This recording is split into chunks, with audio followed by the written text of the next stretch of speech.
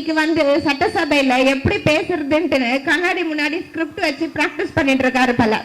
கடந்த சட்டசபையில நம்முடைய எதிர்கட்சி தலைவராக இருக்கக்கூடிய மாண்புமிகு உதயநிதி அவர்கள் கேள்வி வைக்கும் பொழுது எந்த கேள்விக்கும் அந்த இடத்துல பதில் சொல்லல. நோட் பண்றாரு, ஒவ்வொரு பாயிண்டா நோட் வச்சு நோட் பண்றாரு. வணக்கங்க அம்மணி வணக்கங்க. அம்மணி பார்த்துட்டிங்கன்னா புரோட்டோக்காலை ஃபாலோ பண்ண சொல்லுவாங்க. அம்மணி என்ன சொல்கிறாங்கன்னா, மாண்புமிகு எதிர்க்கட்சி தலைவர் அண்ணன் உதயநிதி என்ன கேட்குற கேள்விக்கு தெரித்து ஓடிவிட்டார் முதல்வர்.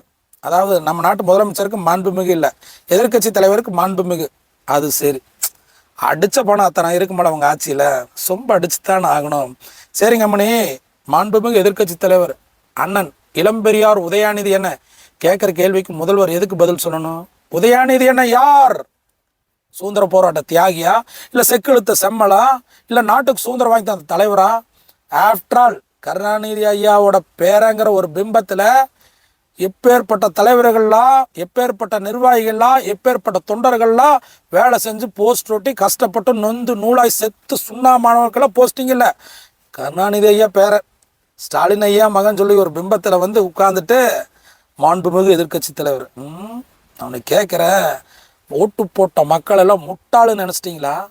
நீங்கள் நியாயமான ஆட்சி தரேன்னு சொல்லிட்டு ஊரில் இருக்கிற எல்லா பணத்தையும் மக்கள் வரி பணத்தை சுரண்டி ஊழல் பண்ணிட்டு உட்காந்துட்டு கேட்குறப்பெல்லாம் உங்களை எதிர்த்து கேள்வி கேட்குறக்கு ஆள் இல்லாதனால தாங்கிற ஒரு ஆணவத்தில் ஆடிட்டு இருக்கிறப்போ வச்சாம்பார் ஆண்டவன் காலம் சரியான ஒரு தலைவனை கொண்டு சேர்த்தப்போ அந்த அந்த மனுஷனை ஆட்சி பண்ணுறக்கு விடுறதில்ல.